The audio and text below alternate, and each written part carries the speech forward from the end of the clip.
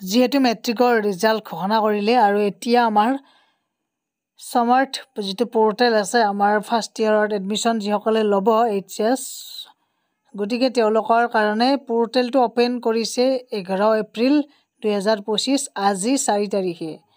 এডমিশ্যনৰ আপোনালোকৰ ইয়াত দিয়া আছে যে ষ্টুডেণ্টছে ফাৰ্ষ্ট ৰেজিষ্টাৰ কৰিব লাগিব 11 এপ্ৰিলৰ দিনাই চ' ইয়াতে আছে আপোনালোকে চাই ল'ব পাৰে 11 এপ্ৰিল এইটো দেখিছে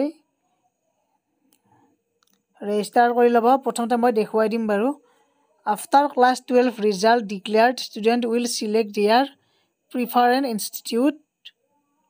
এণ্ড প্ৰগ্ৰেমছ তাৰে পিছত আপোনালোকৰ ডকুমেণ্ট বাৰু আপোনালোকৰ মেট্ৰিকৰ যিখিনি আছে এইখিনিতো লাগিবই আৰু institute must prepare to upload ইনষ্টিটিউটবিলাকে আপলোড কৰিব লাগিব PDF ফৰ্মেট 5 মে'ৰ দিনাখন 5 মে' আৰু merit list must B proceed merit list বাৰু সেইবিলাক আহি থাকিব নটিফিকেশ্যন ওলাই থাকিব এতিয়া প্ৰথম কথা আমি যিহেতু এই পৰ্টেলটো যিহেতু আমি এতিয়া অপেন কৰিব লাগিব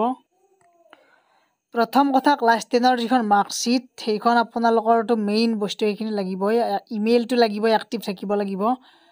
ইয়াতে প্ৰথম কথা ৰেজিষ্ট্ৰেশ্যন ফৰ্মখনত এপ্লিকেশ্যনৰ নাম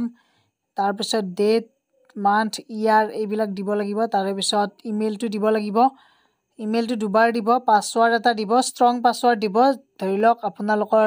সংখ্যাও থাকিব তাত এড বা তাতে নাম্বাৰ থাকিব তেনেকুৱাকৈ মোবাইল নাম্বাৰ দিব এনেকুৱাকৈ কেপচা কোডটো বহাই কিনে আপোনালোকে ৰেজিষ্টাৰ কৰি ল'ব প্ৰথমতে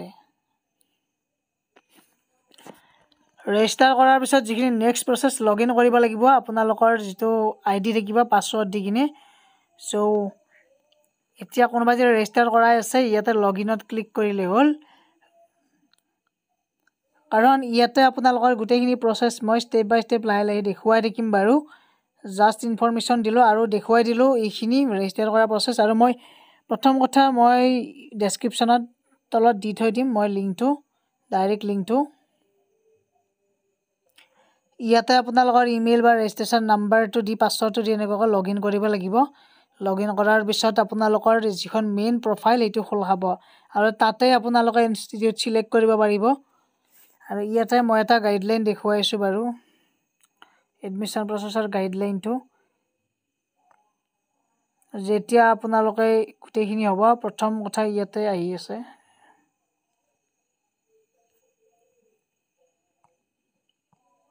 মেৰিট লিষ্টবিলাক এনেকুৱাকৈ মানে আহি থাকিব মেৰিট লিষ্টবিলাক কোনোবাই প্ৰথমতে ইনষ্টিটিউটৰ নামটো চিলেক্ট কৰিব লাগিব কলেজ নেম সেনেকুৱাকৈ চিলেক্ট কৰাৰ পিছত ইয়াত মেৰিট লিষ্টবোৰ এনেকুৱাকৈ আহি থাকিব এইটো এটা মানে উদাহৰণ প্ৰত্যেকটো ষ্টেপ বাই ষ্টেপ ইয়াতে এনেকুৱাকৈ আছে লগ ইন কেনেকৈ কৰিব লাগে মইতো প্ৰথমখিনি দেখুৱাই দিলোঁ ইয়াতে চাব ইয়াতে your details have been successfully submitted যেতিয়া হ'ব তাৰে পিছতে এইটো বাৰু আপোনালোকৰ ফি ষ্ট্ৰাকচাৰটো ইয়াতে আছে ফি চ' 1 টকা ফিজ বুলি ইয়াত আছে বাৰু গাইডলাইনত ডিক্লেৰেশ্যন কৰিব লাগিব গোটেইখিনি কমপ্লিট কৰাৰ পিছত আৰু একচেপ্ট কৰিব লাগিব ভিউ কৰি চাবও পাৰে তাৰপিছত প্ৰফাইলটো এনেকুৱাকৈ আহিব আপোনালোকৰ নিজৰ প্ৰফাইলটো অহাৰ পিছতে অনলাইন পে'মেণ্ট যেতিয়া কৰিব প্ৰফাইলটো আহিব পে এডমিছেবল ফিজ এনেকুৱাকৈ আহিব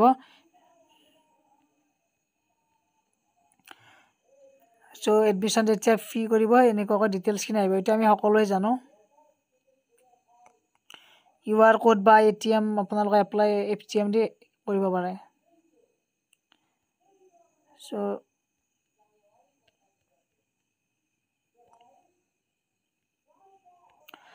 গতিকে এতিয়া পৰ্টেল অপেন হৈছে সকলোৱে ৰেজিষ্টাৰ কৰি লওক লগ ইন কৰি লওক তাৰে পিছৰ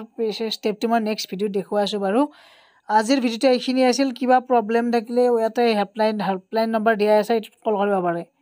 গতিকে ছাবস্ক্ৰাইব কৰি ৰাখক নেক্সট আপডেটসমূহ আহি থাকিব